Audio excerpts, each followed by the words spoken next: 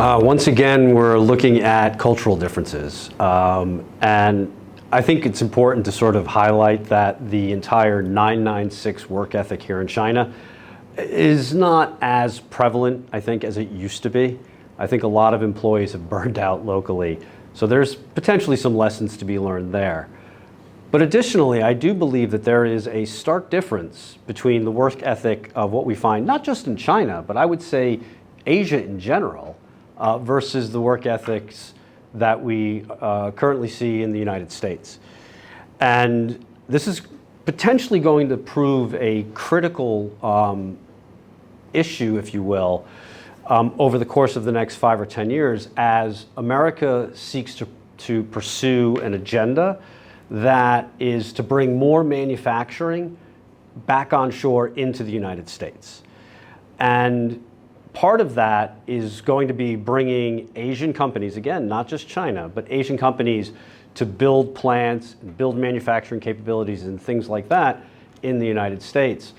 And, you know, it's really about how America has evolved in a way as a developed market where there are a lot more, let's say, protections for employees.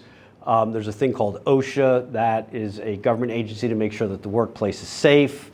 There's a host of different regulations that are in place to provide a beneficial, safer environment for workers.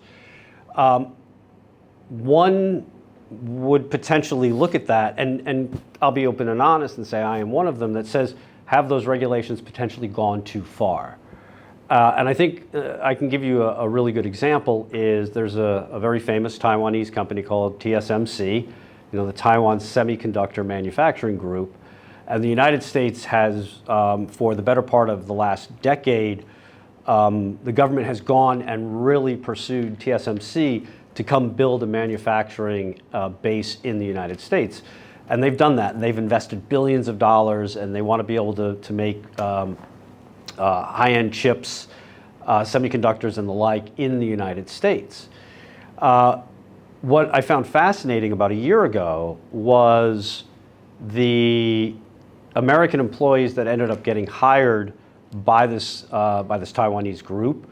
They sued TSMC for basically looking at it and saying you're only hiring Chinese or Asian people and you're only promoting Taiwanese, Chinese, Asian people, and you're not looking at the Americans that are here and appreciating the value that we bring. When I looked a little bit more deeper into the matter, what I recognized was that there was a disconnect between what exactly the Taiwanese group was looking in terms of the skills that they needed versus what skills the Americans were able to bring to the table. And it basically fell apart. So this supposed employee discrimination that TSMC is now facing is essentially more about a problem in terms of a cultural clash between different work ethics and also skills. You know, there are skills that are required for some of these high-tech companies that, quite frankly, most Americans don't have, and it requires that these Asian groups are able to come in and bring in the people that have those skills from their own home country. I view this as being a fantastic opportunity, though, because if we look back 30 years ago when China first opened up, one of the ways that China was able to accelerate its economic growth and genuinely build its own people into having real high-level skills was doing joint ventures. You do a joint venture and you bring in a few expats and then you bring in all the locals to be able to teach them and train them up and provide them with the skills moving forward. My hope is that this would be the opportunity that both the American government, the American labor force would also see that as an opportunity.